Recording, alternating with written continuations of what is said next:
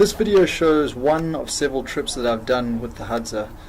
I've spent time with these people and really got to know them. I've been blessed to learn a lot from them, and these videos just cover the highlights of the things that I've experienced with them. This is the second video I've done with the Hadza, and although the sound and the video are pretty poor quality, I hope you enjoy.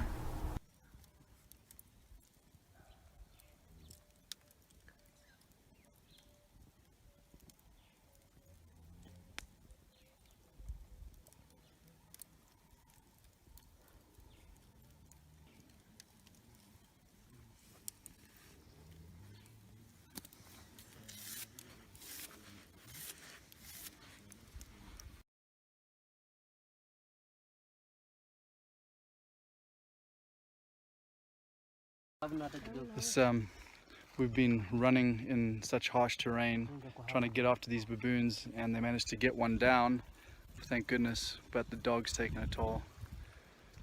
Here's a big baboon, let's go take a look. That is a beast of an animal. Look at the size of his teeth. This is the baboon the Hadza just took. Sandile was the guy who took it down. Look at the size of those canines. That's my thumb. I don't have the smallest hands in the world. This is a big animal. So the dogs chase it into the tree. He stays in the tree, he won't come down, and that's when they put the arrow in him. But unfortunately, he got to the dog first. The dog's been bitten around the neck, bleeding profusely. I'm not so sure he's going to make it, but it's all part of life here. You know, it's tough to see the dog suffer, but that's a lot of food. And second dog seriously injured. That is a deep gash. I could fit my thumb in there easily. It's just hard to see the abuse these dogs take, but this dog attacked the baboon of its own accord. We were off gonna go and try and hunt pigs, and the dog went after the baboons. We rushed back, so it is what it is. Just went and found the second baboon that was hit, so that's two that were ambushed in that hunt. And unfortunately, the dog that got attacked has died. He died pretty short after getting attacked, probably 30 minutes. He lost a lot of blood. Looks like the baboon got him right on the carotid artery. But yeah, sad, but this is the way of life for them.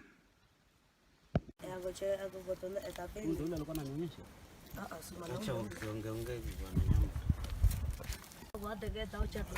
you go.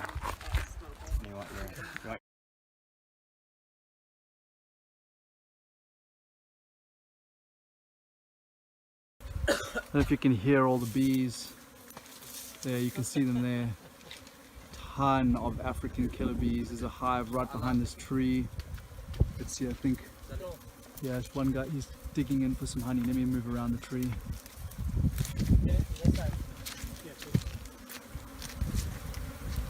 Alright, so he's in. There we go.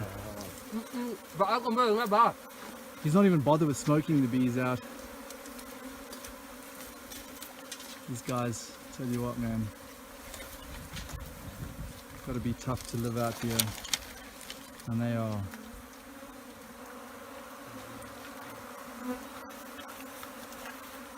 I'm immersed in the bees right now myself, but it's funny enough, they're not really stinging. So I just finished our baboon hunt, grabbing some energy on the road. Look at that. African killer bees. For anyone that's allergic, this would be in a very, very dangerous position right now.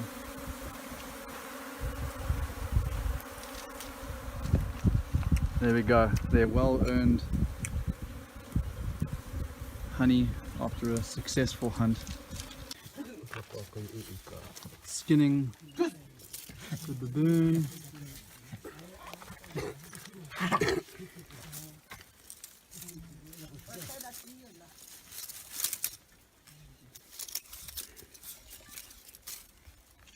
This is the elderly man, the mzee, mutana mzee. Unafanya nini? Tunatoa uchafu wa tumbo. Kwa tumbo. He's cleaning out all the stomach contents from the stomach and the intestine, as they will eat the stomach and the intestine. So they just remove all of that foul, rancid contents, which smells just lovely, standing right here. And yeah, so they utilize almost every single part of the animal. It's pretty spectacular. Then over there, you've got the skinned baboon. This is the baboon skin, all staked out, stretching and drying.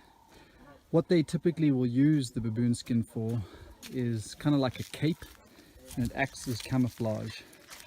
So they'll kind of wrap themselves around their body like a cape, and they say it camouflages them from other animals. This is the baboon meat that they're busy sun drying, and this over here is actually the baboon skins from previous baboons that they've hunted, and they simply use the hides as camouflage. It does protect them from the acacia thorns in this area, which is pretty important because those things get you all the time, as well as they say as camouflage. The baboon is the most sort of sacred animal to hunt. They love the meat more than any other animal, so it's very important for them to have these. It was harvested the other day, eating all of the meat from the head, the cheeks. I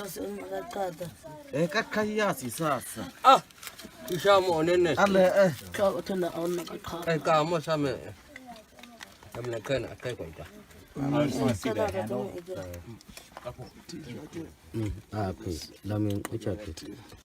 There we go. You've got the baboon. They've just eaten the brains, which they love. Oh yeah, I mean, Got the jawbone, the lower jaw. Big feast, big feast. Safi sana, chakula kizuri.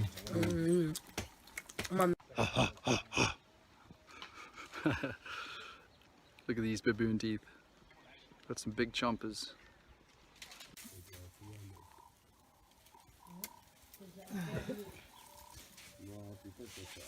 You can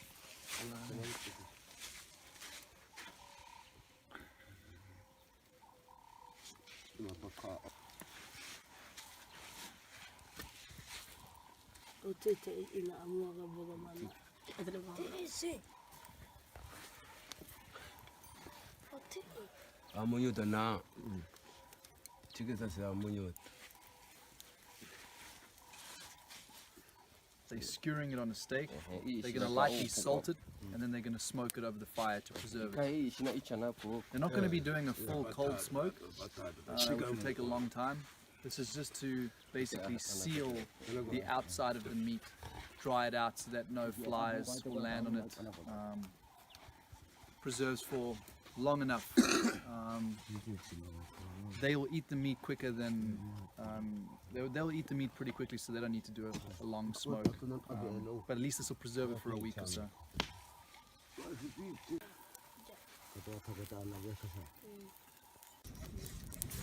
oh, like or MSG drink, like MSG drink.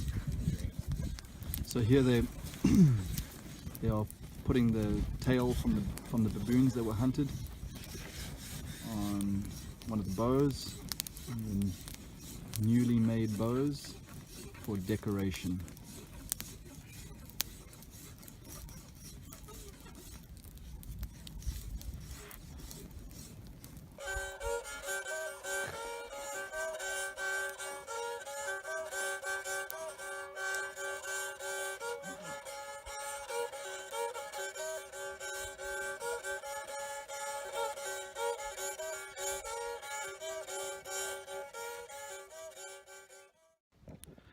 It's about 2 a.m. in the morning, and you probably can't hear it, but there's hyenas in the background, and they're not too far from where I'm camping.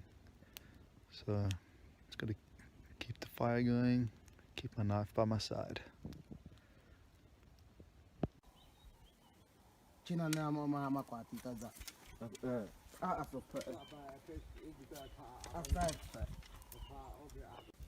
This is a weaver bird's nest, which has been abandoned. So there we have some really good tinder. Put that in my pocket and take it back to camp. Hama na pe asekeme akwaza pe zenga upi cheche kwa pi asekeme amishamba be ndo ipiha kotoka upu kwa bieta bebi pia bebi bihabe sasa hakia ishina ama isho ama na vitaba ase unu uchame so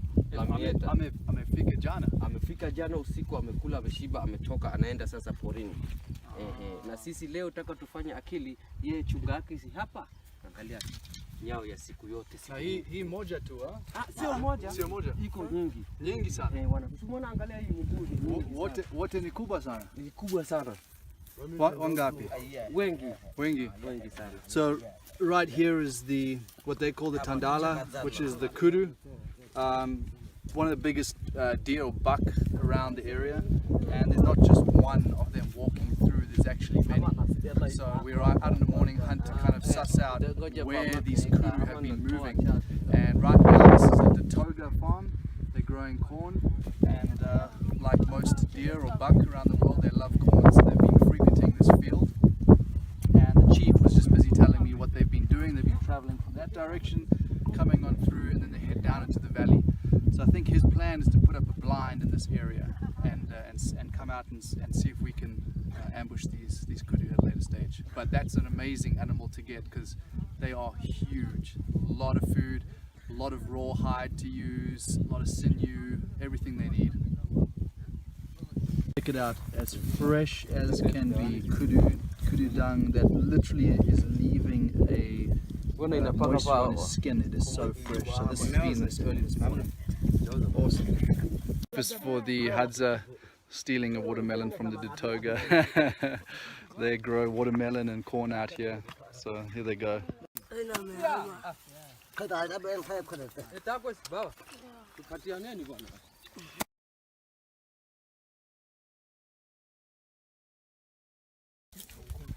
He's about to shoot a squirrel. Got him. There he is there.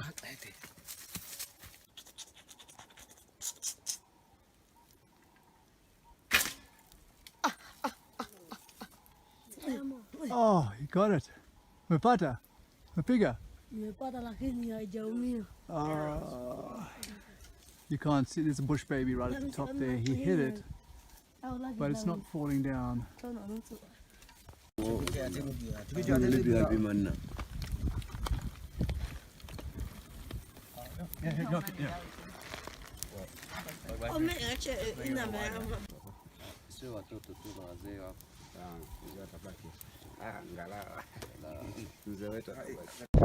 Well, I am headed on a tandala hunt, a kudu hunt with the chief. Just me and the chief. I'm sorry about the wind if you can't hear too well, but talking as I'm walking. I feel so honored for the chief to invite me to sit in a blind with him tonight on this hunt for the kudu, which is a very big buck or deer here in Africa. So I've got a poison tipped arrow, we've got our blinds are prepared, and we're going to go and sit in them all night long.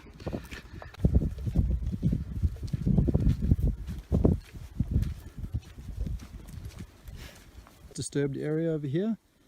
This is where the kudu have been walking. You can see that area up there, the clearing. It's a slight trail, slight game trail. Down here you can see the disturbance. We've just walked in that too though. They come down from the bank there, and their bedding areas up in that area. So they've also have followed down this dry creek bed. So very heavily used area. The chief is in here busy clearing out a blind in the middle of the bush right here. It's kind of like a little island on either side of where they're traveling. So it's absolutely perfect. He's smack bang in the middle, given like a 270-degree view of all the directions that they could possibly come from.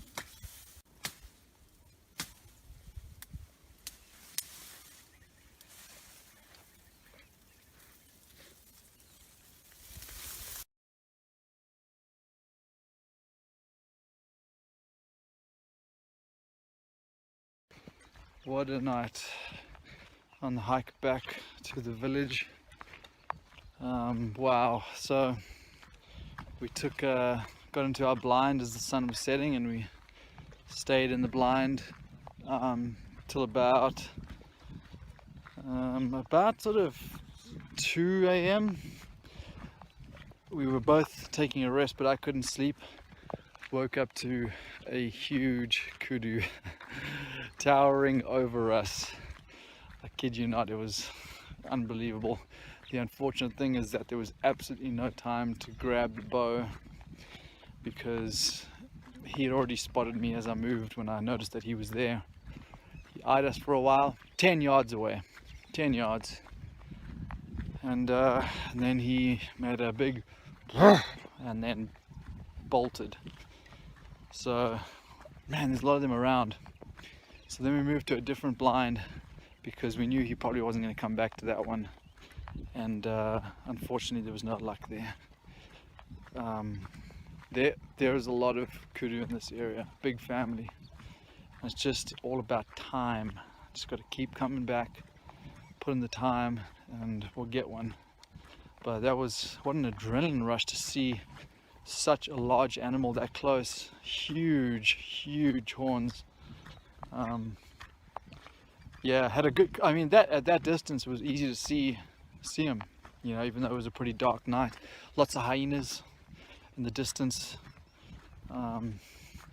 Yeah, good night. So this is the baobab tree Chief's chopping into when, during the dry season when the water is really scarce. What they'll do is they'll chop pieces of the wood off of the baobab tree and suck out the moisture. Moisture is stored inside the baobab tree, inside the wood. So it's pretty saturated, and this will keep them going in tough times.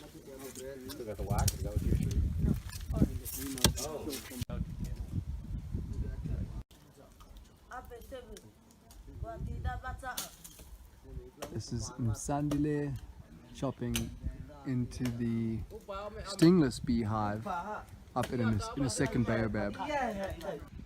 In the top of a baobab tree. Anyway, so now we're getting some honey in the baobab, and they'll use smoke to smoke them out, and hopefully we'll get a good sugar dose, which would be much welcomed after several days of pretty grueling physical exertion.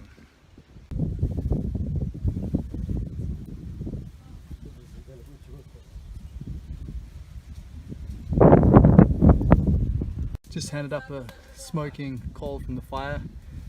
He's put it into the hive, smoking the bees out.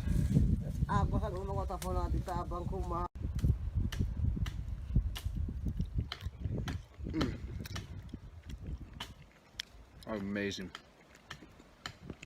Oh yeah.